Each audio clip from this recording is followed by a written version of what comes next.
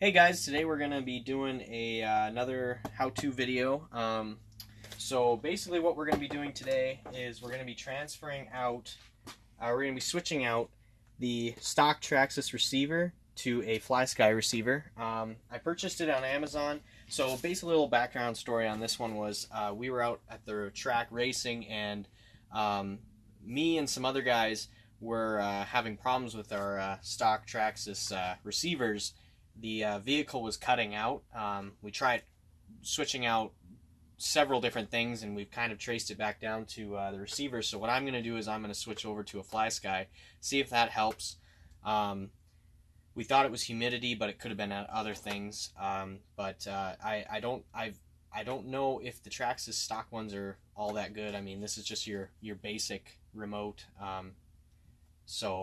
Basically what we're going to be doing is I'll have a little bit more features on this remote as well. I picked this up on Amazon for about 30 bucks. FlySkys you typically run pretty cheap. I got a buddy over there who runs them, and he's never had any issues. Amazon has 5-star reviews all year round about this kind of stuff. So we'll go ahead and unbox it.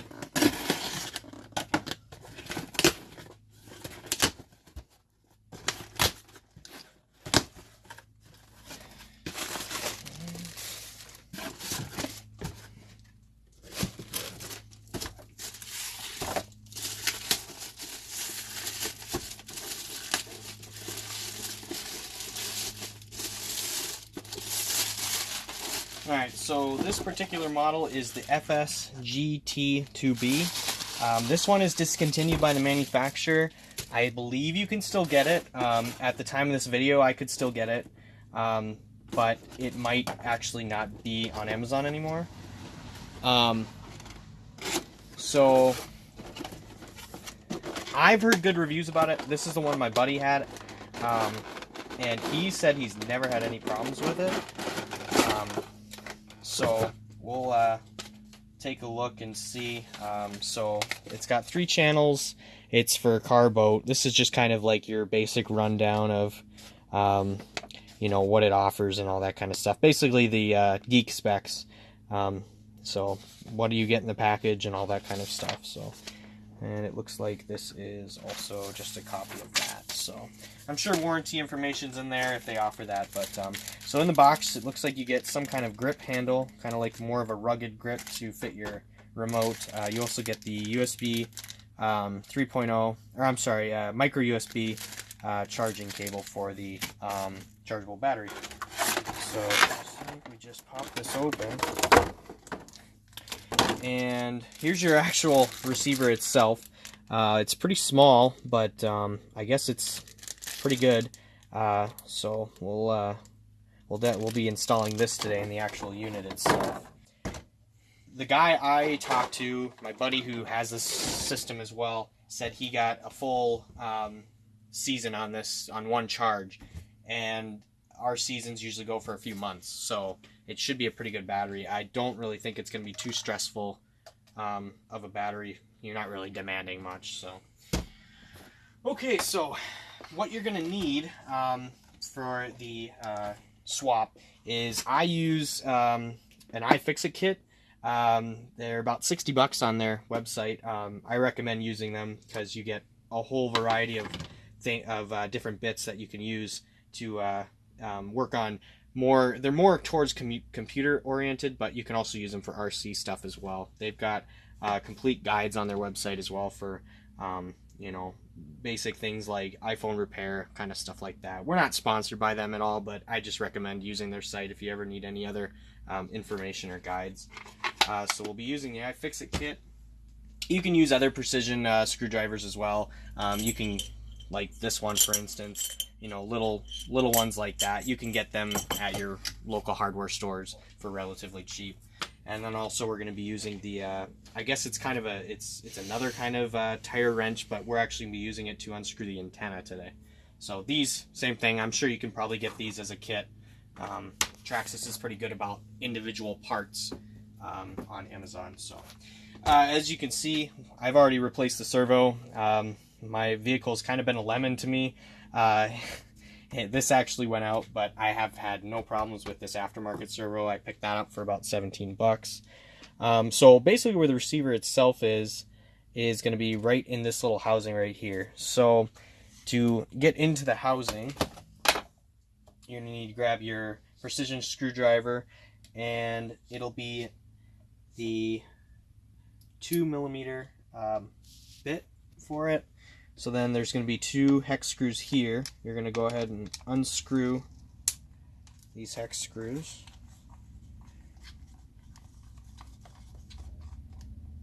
Another nice thing about the iFixit kit is it's magnetic, because these screws and how small they are, they will get lost if you don't keep, like, I recommend getting like a little tray or something like that, just so you can keep all your screws in so you don't lose them.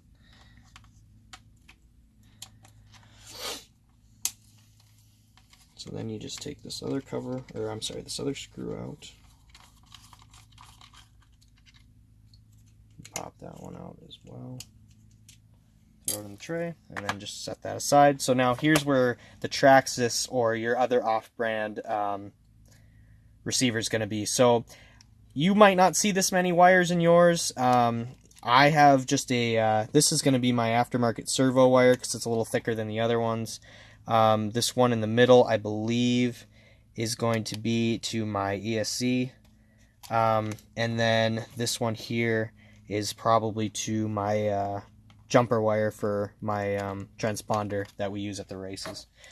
So this is going to be your watertight watertight seal.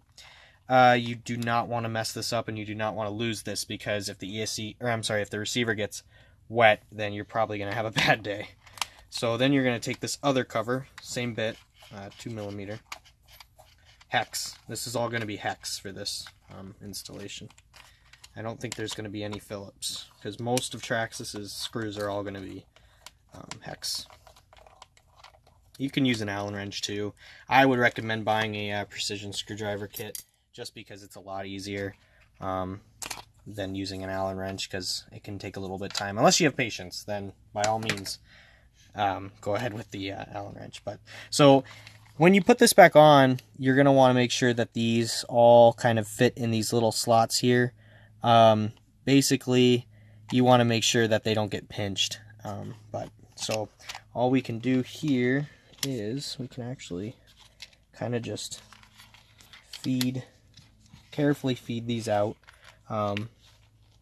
And when we do that, we'll once we get all these out, we'll come back and I'll show you what to do next.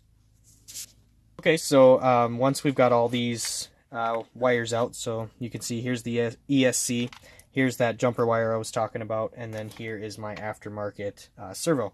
So once you got all that out, you're going to want to just pop off this antenna wire. So you can take your, I've already loosened it because I had mine hot glued, so I didn't want to see you guys have to see me struggle trying to get it off. But basically you just slide it down the blue tube here, or whatever color yours is going to be, and then you just kind of unscrew it, and it should just come right off. So yeah, once you get this off, you can go ahead and set that aside and then feed your cap through here. So then what you're going to want to do is you're going to want to feed the rest of the fiber wire, or receiver wire, whatever you want to call it,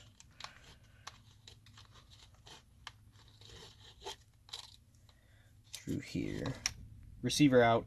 What I like to do is, they kind of use some glue on here, so what you want to do, it's okay if the cap pops off, just be careful that you don't bust anything, but you just want to scrape kind of the underneath of it with a flathead screwdriver, and once you're done with that, the receiver is out. So yeah, so they just use a nice, double-sided adhesive tape. So there you go. Now your receiver's out. You can set that aside. You don't need that anymore.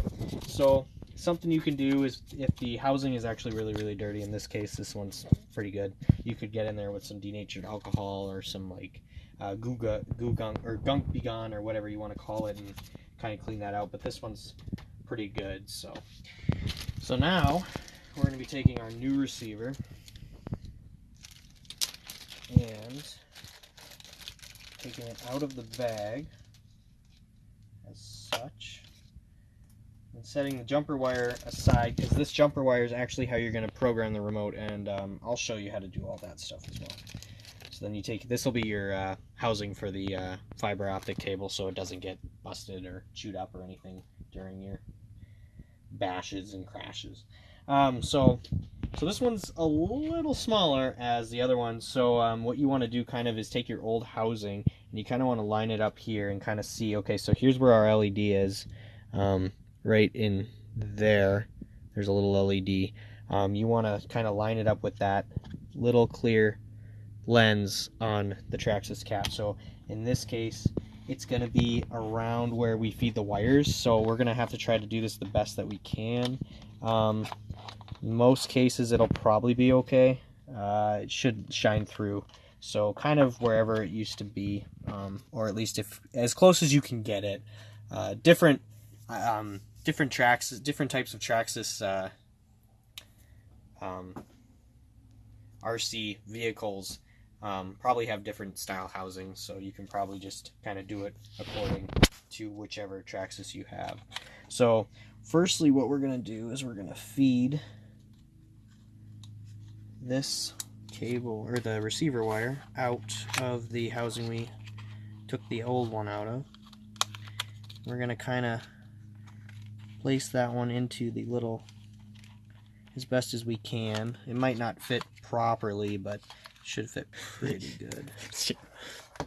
Alright, so the adhesive tape didn't actually work for us, but what we're going to do is we're actually going to hot glue this in place. That's really effective. I wouldn't super glue it, just for the fact that if you ever have to change these out, I mean, I'm not going to tell you that all parts will work 100% perfectly every single time. That would just be, I'd just be a liar. I'm just going to be a realist with you. Someday things will fail. So I would hot glue it, just because hot glue is pretty easy to get off. So yeah, just hot glue the underneath. Just kind of press these two together.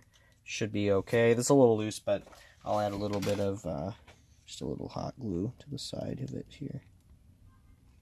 And it should be pretty good. That's the only downside about hot glue, is these little strings. But once you're done with your glue gun, you just unplug it, set it aside. You probably won't need it anymore. So, all right. So now that you have this glued in place, what you can do is you can run this wire, the receiver wire, up through. It's kind of a little hard. So what we're actually going to do is we're going to pop this off. So it should be the same. Yep, 2mm. It just comes right off. I don't believe there's any screws on the underneath side.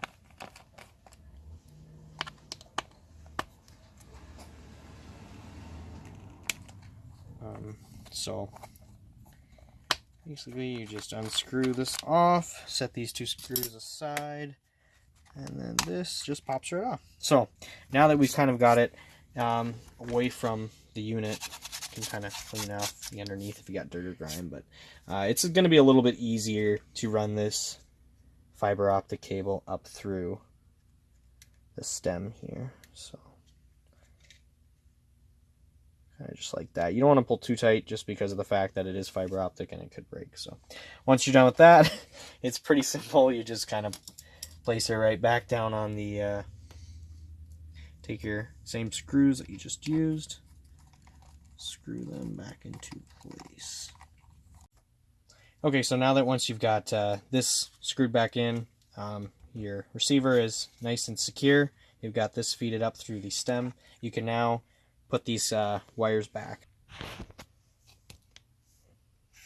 So if you look, you've got channel 1, channel 2, channel 3, VCC, and then bind channel 3. Basically, you're going to want to match your wires to these from your instructions to figure out what all these mean, which we will go ahead and do that.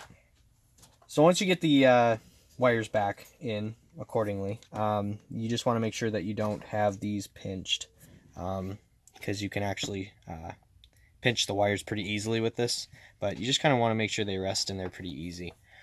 So after that, what you want to do is, so programming the actual remote, this probably is going to work out of the box for you. So there is a step, I'll kind of show you what you have to do. So the included jumper wire, what you want to do is you want to take this, you want to put it in channel 3, I actually have a jumper there, so I just plugged it into here. So you want to take your jumper wire and you want to put it into channel 3, and then what you want to do is you want to turn the ESC on. It'll be starting to flash probably. If you have a Traxxas one, it'll flash yellow rapidly.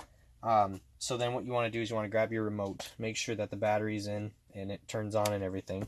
So then right before you turn it on, you want to hold down this button here. It says bind. You want to hold down that button, then flip it to the on. It'll start rapidly flashing. Well, this will start rapidly flashing right when you plug in. You plug this into a battery. So then this will be rapidly flashing red. So then you want to hold down bind and you want to flip this power on, and then this should start flashing green slowly. So then your ESC will still be flashing. So once you want to do that, you want to shut the controller off and you want to shut the ESC off, and you want to remove the jumper, and then you turn the remote back on without hitting the bind button. Just flip it back on, flip your ESC back on, and then it should bind correctly. It might take a few attempts. It took us a few attempts, but that's basically all you have to do. So once you're done with that, you can start pretty much just piecing everything back together. Okay, so you just want to snug these down to the point where they sit in there kind of snug like, and then you kind of give it a nice tight seal. Okay, so that one's back on. So then you want to take your weather seal here. You want to kind of place it in there. Make sure it rests. There's little tiny grooves. It might be hard to see, but there's little tiny grooves in this casing. Just make sure it sits in between those grooves. So then take your cover and you want to just place it back on there the way it was.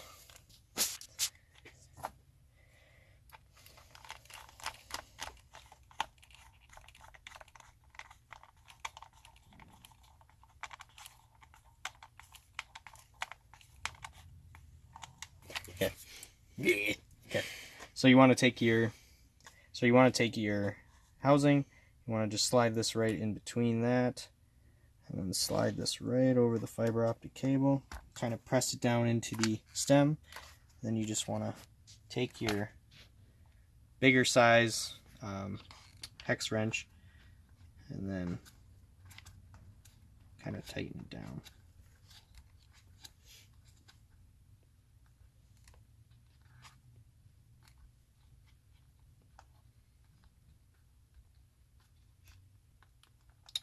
Just kind of wiggle it right off, and there you go.